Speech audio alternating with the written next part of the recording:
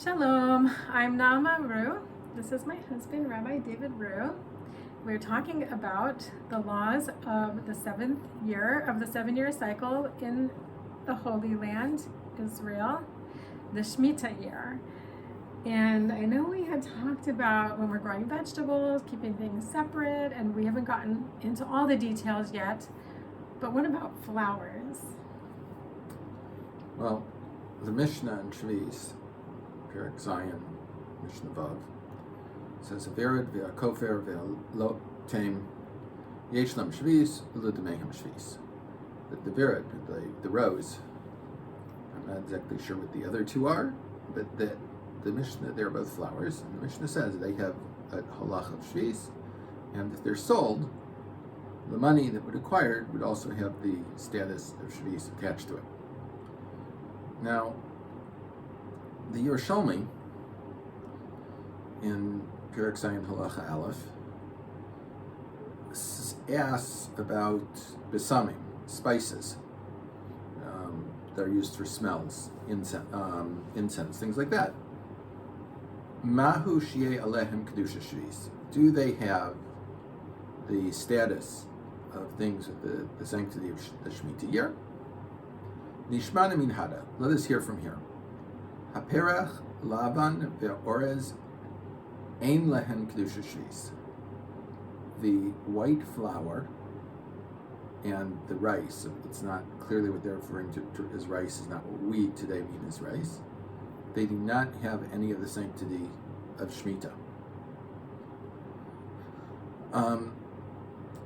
So then, the Gemara continues, Rabbi Shmuel b'shem Rabbi Abahu, tפתר דברי הכל היא בהדא נסורתא. That he can explain it if it's from Nessortא. Nessortã was a place, the commentaries in the Yirushalmi explain, where the flowers had no smell at all. So in a place where the flowers don't have a smell, so then they don't have any of the sanctity of Shemitah on them. The flower that we're talking about in our Mishnah had a smell, and also in other places it seems it was an edible. All of these were edible flowers. So certainly an edible flower, well, if it's an edible flower, why would the Mishnah bother to state anything? Because if it's a food, of course it would have to have the sanctity of Shemitah. Right. Unless it wasn't normally used as a food, perhaps it wouldn't, but it certainly flowers would be eaten by animals and so on, which would grant them the status of Shmita. So the Chazon Ish explains V'haditnan havered והכופר והלוטם יש להם שביעית והן מיני בשמים. There are types of things that are used for their smells. K'mo shepirish Rashi, like Rashi explained. Ein livshot mikan debsamim yesh lem kedusha shvi'is. Dahasam yesh lem gam tam. He said you cannot say that things that are only used for smell have the halacha of Shemitah, because those things also have a taste to them. So spices have both a smell and a taste, and therefore the Chazon Ish says everyone would agree that they would have a din of Shemitah. Once you get into the 20th century, the Shilas and Shuva of Shevet HaLevi, B'yisod yesh kedusha shvi'is be'esvei bosam u'beprachim yesh gimel kedarim b'zeh. In terms of those spices, they're used for, not for their taste, but for their smell. And flowers, there are 3 different groups. Vradim v'kiotz bihem shehem esuyim gam l'ma'achal v'gam l'reach. The first are roses and other things like them that are used not only to smell, but to eat, it also as food. They're used as food and for smell. That's type 1. Base. Esvei habosim she'ein lehem tashmish acher mireach shalem. Things that are only used for the smell. Gimel. Prachei srak ha'osim lanoi ba'alma bli reach. Flowers with no smell. Or even if they do have a smell, no one pays attention to the smell. The reason why they're purchased and why they're grown is simply to beautify the environment physically without any notice taken of the smell that they do or do not have. So he says, he says concerning the roses and all similar things that can be eaten, the Mishnah and the Gemara explains that they have a halacha of Shmita.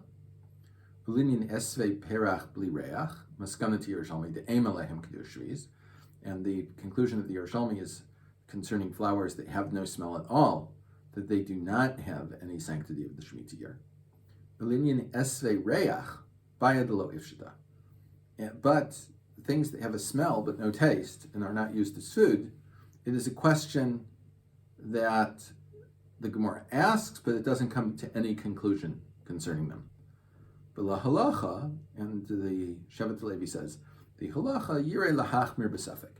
The pure is that one should be strict because of the questioniness. Many achronim agree with the Shevet Levi, however, others disagree.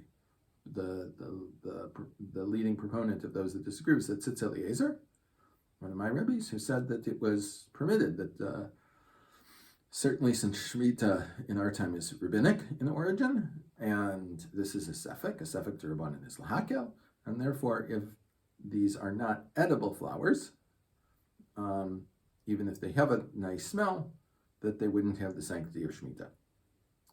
Shlomo Zalman Auerbach divided it up. He says flowers that are grown for their smell. Many flowers are grown and the extracts are made for perfume and so on. He says one should prohibit them. Flowers that are grown to be Shabbos flowers on someone's table, he says there is no prohibition of Shemitah with these things. When you say they should prohibit them from, like, first of all, like if you have jasmine growing in your garden, it gives you an amazing aroma. And people like the aroma, therefore it would be, according to Shlomo Zalman, one of those things that would be prohibited. Prohibited how? It has the sanctity of Shemitah. So you have to... So I can't sell it, I can't throw it directly in the garbage, all the other things that we're going to learn about that are restrictions of what you can do with things in it can grow naturally on its own, and you can't... It doesn't matter whether it grows naturally or you grow it. If it grows in the Shemitah year, it has the din of Shemitah attached to it. Right, and when you say just the term, the din of Shemitah, that means... All the halachas of things that have the sanctity of Shemitah. Because din means... Halacha. Okay. The law. Yes. Judgment. Yes. So these are the outlines of these things. The last issue to discuss is which flowers are from the 6th year, which are from the 7th year, which are from the 8th year. And everyone seems to agree that flowers would go after chanata, after when they flower. As soon as if they flower already in the 6th year, even if we cut them in the 7th year, they would have the din of the 6th year. If they flowered in the Shemitah year, even if I cut them in the 8th year, they would have the halacha of the Shemitah. So everything depends upon when they turned into a flower, not when they are harvested. And you're not talking about the whole plant, you're talking about each flower flowering. I would assume is when most of them flowered, that would be Oh, you're talking about the whole plant? Like if my tomato plant flowers, we're not talking about tomatoes. Tomatoes doesn't matter. Well, if it flowers during the 6th year, but then the fruits are ripe during the 7th year, then they have the halacha of the 6th year. Okay. Right? We discussed that. But what if the same video. Right? But if the same plant flowers in the 7th year? But they don't. They don't flower. When they start to flower is a specific time. So it's when the plant begins to flower. Not when each flower comes out. If that's the point we're taking as chanata. Yes, we discussed in the last video different times for chanata. We're not going to go over all that again. That's fine. I just wanted to make sure I understood. So like my tomatoes, they're going to continue flowering into the 7th year after Rosh Hashanah, but the fruits... Tomatoes are a vegetable. It doesn't matter when they flower. It only matters when you harvest it. Oh. Okay,